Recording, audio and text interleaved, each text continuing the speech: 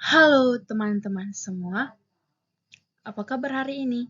Semoga kita dalam keadaan baik-baik saja ya. Nah, materi kita pada hari ini adalah peran keluarga bagi perkembanganku, kelas 7 fase D.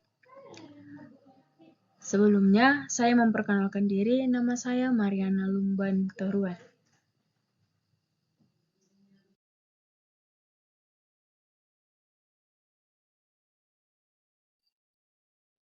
Baiklah, sebelum memulai pembelajaran kita, marilah kita berdoa terlebih dahulu. Kita bersatu di dalam doa, dalam nama Bapa dan Putra dan Roh Kudus. Amin. Allah Bapa yang Maha Pengasih, kami bersyukur atas kebaikan-Mu karena Engkau senantiasa memelihara dan menghidupi kami melalui kedua orang tua dan saudara-saudara kami. Kami mohon berkat-Mu agar melalui pelajaran ini kami semakin mengetahui apa yang selayaknya kami lakukan demi mengasihi keluarga kami. Amin. Dalam nama Bapa dan Putra dan Roh Kudus. Amin.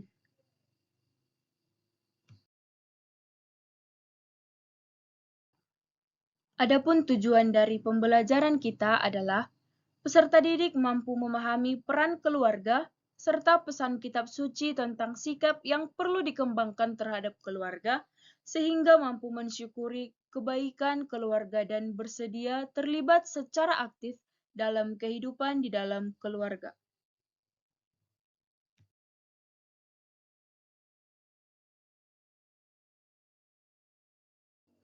Pertanyaan pemantik. Apa itu keluarga? Apa peran mereka dalam perkembangan diriku?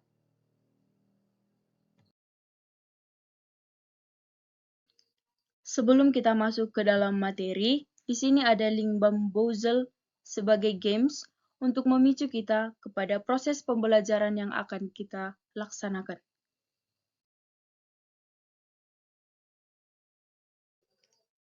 Setelah selesai bermain games dari link Bamboozle tersebut, marilah kita memahami pentingnya peran keluarga bagi perkembanganku melalui video dari YouTube.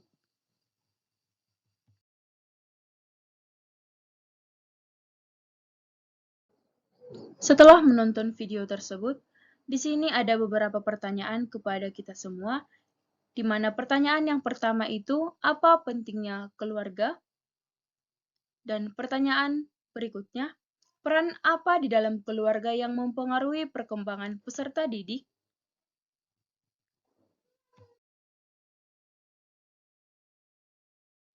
Setelah menjawab pertanyaan-pertanyaan yang tadi, kita masuk ke dalam pendalaman materi, yakni Pernyataan Konsili Vatikan II tentang Pendidikan Kristen nomor 3.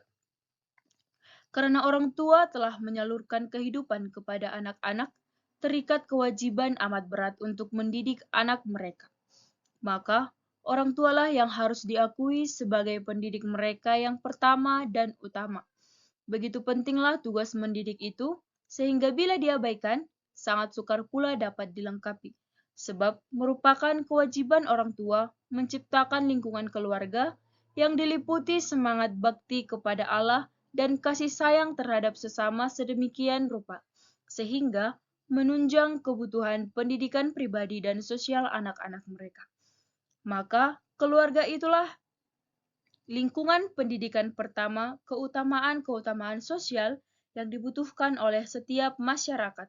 Adapun terutama dalam keluarga Kristen yang diperkaya dengan rahmat serta kewajiban sakramen perkawinan, anak-anak sudah sejak dini harus diajar mengenal Allah serta berbakti kepadanya dan mengasihi sesama seturut iman yang telah mereka terima dalam baptis.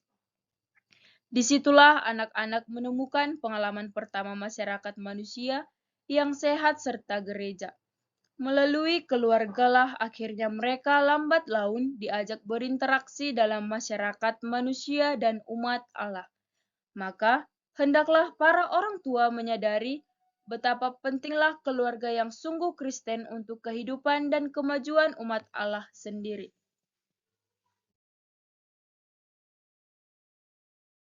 Setelah mendengarkan pernyataan Konsili Vatikan II tentang pendidikan Kristen nomor 3 tersebut, di sini muncul beberapa pertanyaan. Yang pertama itu, siapa yang seharusnya mendidik anak di dalam keluarga? Yang kedua, apa saja yang harus diajarkan? Dan yang terakhir ialah apa saja yang merupakan keutamaan sosial? Setelah mendiskusikan pertanyaan-pertanyaan yang tadi, sekarang kita dihadapkan kepada Katekismus Gereja Katolik. Nomor 2215.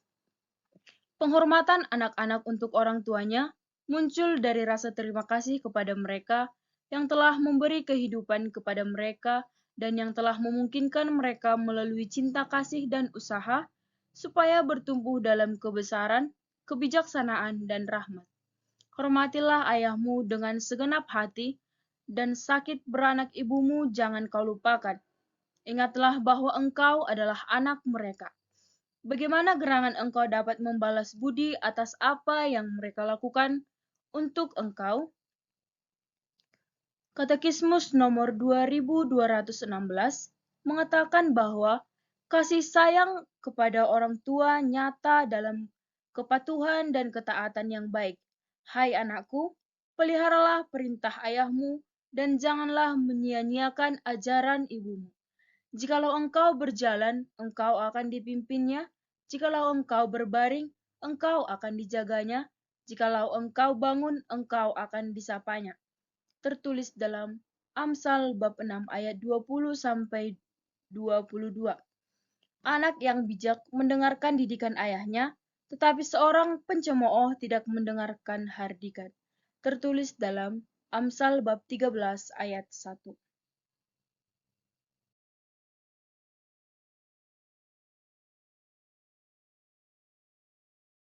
Setelah kita mendengarkan kutipan dari Katekismus Gereja Katolik tadi, ada muncul dua pertanyaan. Yang pertama, apa alasan kita harus menghormati orang tua? Dan yang kedua, dengan cara apa hormat kepada orang tua itu diwujudkan? Setelah kita mendiskusikan jawaban dari pertanyaan yang tadi, kita dihadapkan kepada tugas kelompok, di mana kelompok dibagi menjadi dua kelompok. Yang kelompok pertama itu membuat poster keluarga yang harmonis, dan kelompok kedua membuat poster keluarga yang tidak harmonis.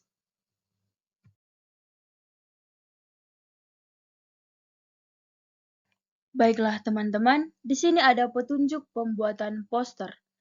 Yang pertama itu mencari beberapa referensi video dari YouTube. Yang kedua, menentukan tema yang sesuai.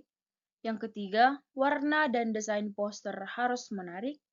Dan yang keempat, presentasikan poster di depan kelas dan apa refleksi untuk kelompok.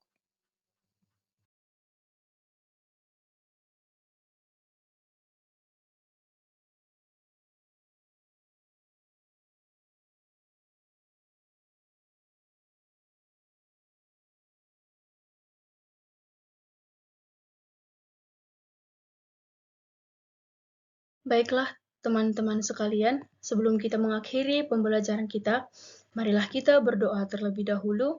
Kita satukan hati kita, mari kita bersatu di dalam doa. Dalam nama Bapa dan Putra dan Roh Kudus. Amin.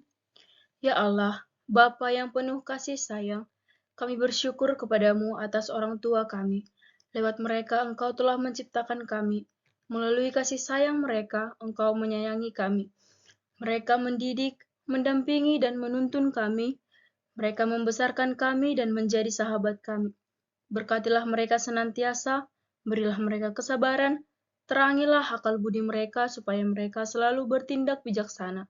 Berilah mereka kesehatan agar tetap mampu menjalankan tugas mereka sebagai pembina keluarga. Berilah rezeki secukupnya untuk kami semua, dan hindarkanlah orang tua kami dari mara bahaya.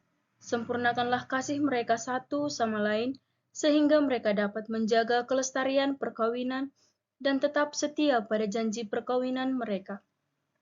Semoga mereka dapat menjalankan tugas dengan baik bagi gereja, masyarakat, dan keluarga. Buatlah keluarga kami menjadi gereja kecil yang selalu mengasihi-Mu dan mengasihi Yesus Putramu. Kami mohon pula berkat-Mu untuk semua orang tua yang dengan rela dan penuh tanggung jawab telah menjalankan tugas selaku orang tua atas anak-anak mereka. Semoga pengorbanan mereka tidak sia-sia. Bila mereka menghadapi kesulitan dan tantangan, sudilah Engkau menunjukkan jalan keluar yang diperlukan. Jangan biarkan mereka merana karena kegetiran hidup. Kami berdoa pula bagi para orang tua yang sering dilupakan oleh anak-anak mereka. Sudilah Engkau menghibur dan menguatkan hati mereka. Teristimewa kami berdoa bagi para orang tua yang merasa gagal dalam membangun keluarga dan mendidik anak-anak. Semoga kepedihan ini tidak membuat mereka putus asa, tetapi semakin menyadarkan mereka untuk senantiasa bersandar padamu. Bapa, semua permohonan ini kami unjukkan kepadamu demi Yesus Kristus Putramu yang menjadi teladan kami dalam menghormati dan mengasihi orang tua. Dialah pengantara kami untuk selama-lamanya. Amin. Dalam nama Bapa dan Putra dan Roh Kudus. Amin. Baiklah adik-adik dan teman-teman sekalian, sekian pembelajaran kita hari ini. Terima kasih.